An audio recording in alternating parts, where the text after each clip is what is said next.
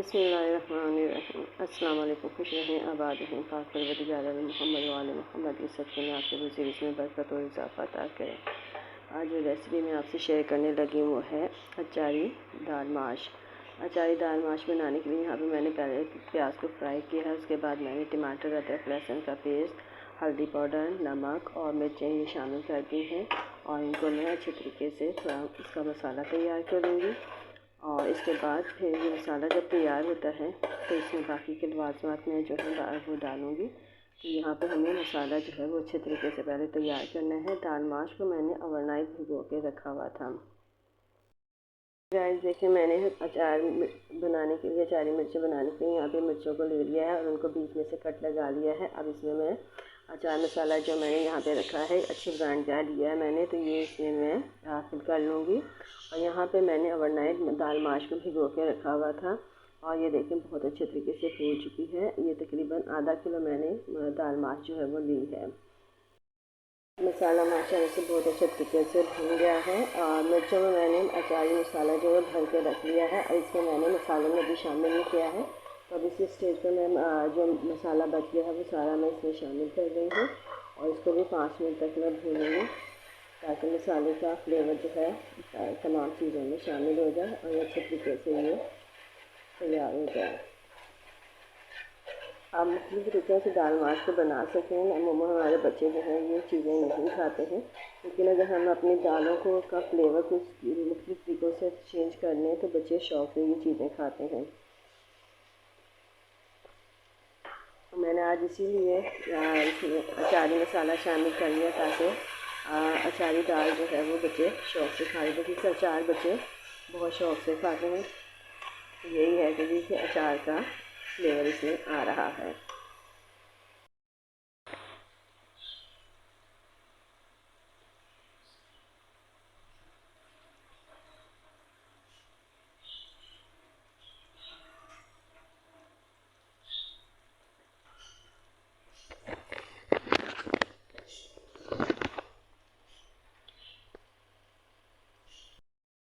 मसाला बहुत अच्छे तरीके से भून चुका है। अब इसमें मैं दाल को शामिल करूँगी ताकि दाल जो है अच्छे तरीके से भून जाए।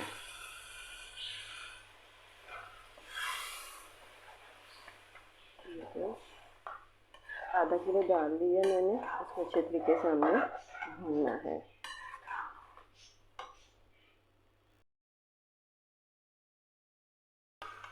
गाइस दाल को भूनते हुए मुझे तकरीबन 10 मिनट हो चुके हैं। दाल बहुत अच्छे तरीके से भून चुकी है। अब इसमें मैं पानी शामिल करूँगी इतना ये दाल गल जाए और ये हमने गीली नहीं रखनी बल्कि खुश्क रखनी है। तो गलने के लिए दाल को हमने पानी का इस्तेमाल करना है।